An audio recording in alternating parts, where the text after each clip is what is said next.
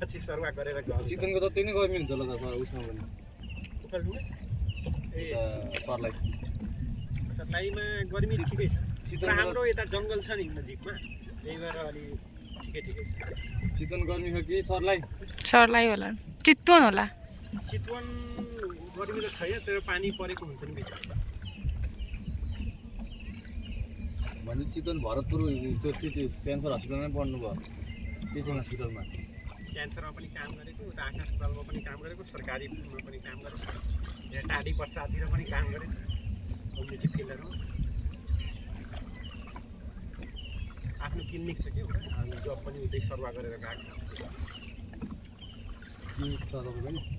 सरलाईमा clinic पनि छ हस्पिटलमै काम गर्नुहुन्छ